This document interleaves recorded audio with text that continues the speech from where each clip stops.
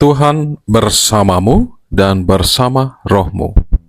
Inilah Injil Tuhan kita Yesus Kristus menurut Markus. Dimuliakanlah Tuhan. Sekali peristiwa, datanglah orang-orang Farisi dan untuk mencoba Yesus, mereka bertanya kepadanya, "Apakah seorang suami diperbolehkan menceraikan istrinya?" Jawabnya kepada mereka, "Apa perintah Musa kepada kamu?" Jawab mereka, "Musa memberi izin untuk menceraikannya dengan membuat surat cerai." Lalu kata Yesus kepada mereka, "Karena kekerasan hati mula, Musa menuliskan perintah ini untuk kamu. Padahal, sejak awal ciptaan, Allah menjadikan mereka laki-laki dan perempuan. Sebab itu, laki-laki akan meninggalkan ayahnya dan ibunya dan bersatu dengan istrinya, sehingga keduanya itu menjadi satu daging. Demikianlah mereka bukan lagi dua, melainkan satu.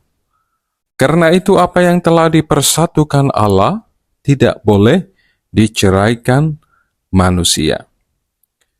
Ketika mereka sudah di rumah, murid-murid itu bertanya lagi kepada Yesus tentang hal itu. Lalu katanya kepada mereka, "Siapa saja yang menceraikan istrinya, lalu kawin dengan perempuan lain, ia berzina terhadap istrinya itu.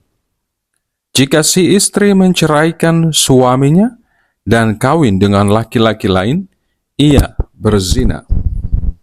Lalu orang membawa anak-anak kecil kepada Yesus, supaya ia menyentuh mereka, tetapi murid-muridnya memarahi orang-orang itu. Melihat hal itu, Yesus marah dan berkata kepada mereka, "Biarkanlah anak-anak itu datang kepadaku. Jangan halang-halangi mereka. Sebab orang-orang yang seperti inilah yang memiliki kerajaan Allah. Sesungguhnya aku berkata kepadamu, siapa saja yang tidak menyambut kerajaan Allah seperti seorang anak kecil, ia tidak akan masuk ke dalamnya." Lalu ia memeluk anak-anak itu dan sambil meletakkan tangannya di atas mereka, ia memberkati mereka. Demikianlah Injil Tuhan. Terpujilah Kristus. Saudara-saudari, ibu bapak, adik-adikku yang terkasih dalam Kristus, hari ini kita memasuki Minggu Biasa yang ke-27. Dalam perikop Injil yang diperdengarkan kepada kita bersama pada hari Minggu Biasa ke-27, Yesus memberikan pandangan tentang hakikat perkawinan yang dikehendaki Allah.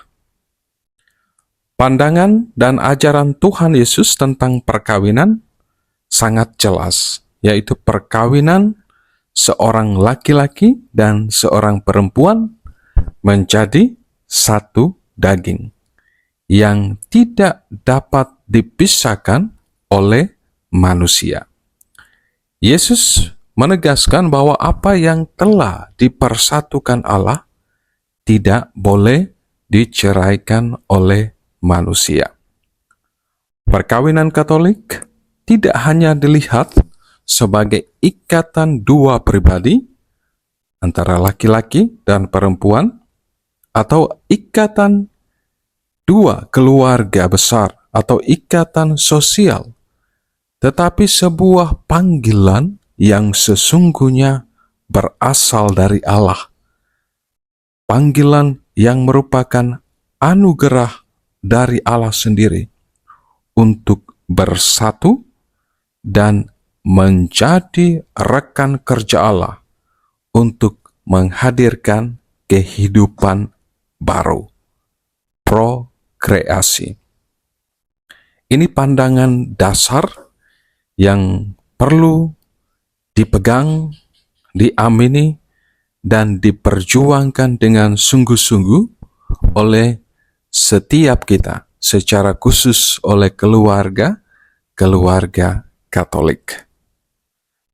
Saudara-saudariku yang terkasih dalam Kristus, sabda Tuhan yang kita dengar hari ini mau mengoreksi pertanyaan orang Farisi yang berbicara tentang soal boleh atau tidaknya seorang suami menceraikan istrinya.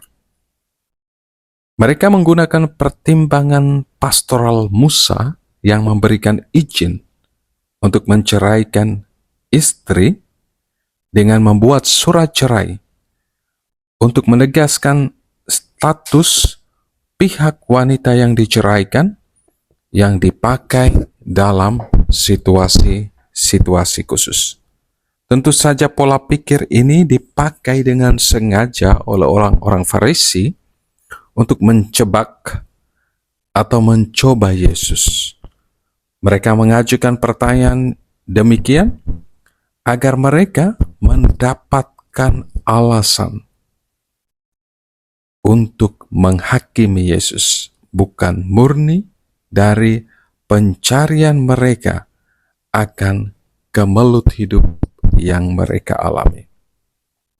Saudara-saudariku, ibu bapa, adik-adikku yang terkasih dalam Kristus, dalam konteks hidup kita saat ini, tidak jarang karena situasi konflik dan pergumulan yang tak kunjung selesai, beberapa pasangan Katolik pun mengajukan pertanyaan demikian. Apakah seorang Katolik boleh menceraikan suami atau istrinya atau tidak? Pertanyaan ini seringkali kita dengar, atau bahkan kita sendiri yang mengajukannya.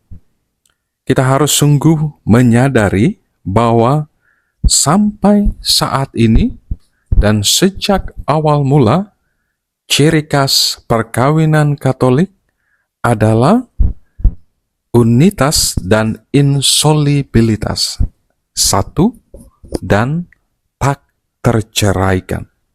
Sebab apa yang telah dipersatukan oleh Allah tidak boleh diceraikan oleh manusia.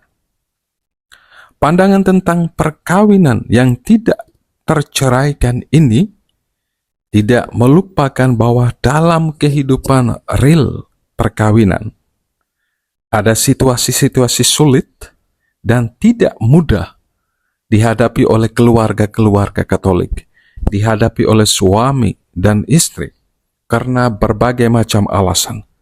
Entah karena kurang pengenalan pribadi, cara berpikir yang berbeda, masalah sosial ekonomi, kehidupan keluarga besar yang tidak menentu, atau ketidaksetiaan salah satu pasangan. Gereja sungguh menyadari bahwa bahtera keluarga Katolik juga kerap dihantam berbagai badai. Karena itu gereja terus-menerus mengusahakan dan mendoakan agar keluarga-keluarga Katolik tetap berkomitmen dengan janji pernikahan mereka. Saudara-saudariku yang terkasih dalam Kristus, apapun situasi sulit yang dihadapi oleh keluarga kita saat ini, satu hal yang harus kita sadari bahwa keputusan untuk memperbaiki dan membangun kembali perkawinan yang rusak adalah hal yang pertama dan terutama harus kita usahakan dan kita perjuangkan. Kita diminta untuk secara kreatif mencari cara-cara yang mungkin untuk mempertahankan kehidupan perkawinan, yang tentunya juga membutuhkan kesabaran. Meskipun demikian, ada situasi-situasi khusus di mana gereja juga menolong pasangan yang kesulitan untuk berdisernmen dalam mengambil keputusan yang terbaik dan mungkin untuk menghindari keburukan yang lebih besar jika keputusan itu tidak diambil. Saudara, saudariku yang terkasih dalam Kristus, marilah kita terus mendoakan keluarga-keluarga kita, keluarga-keluarga Katolik, dimanapun mereka berada, secara khusus keluarga-keluarga yang saat ini mengalami kesulitan, tantangan dalam hidup keluarga mereka. Semoga Allah sendiri menganugerahkan mereka kekuatan, sehingga mereka pun tetap menjaga keutuhan keluarga mereka, tetap menjaga kesakralan pernikahan suci yang telah dipersatukan Allah, janganlah diceraikan oleh manusia. Berkat Tuhan beserta kita sekalian, Bapa, Putra, dan Roh Kudus. Amin.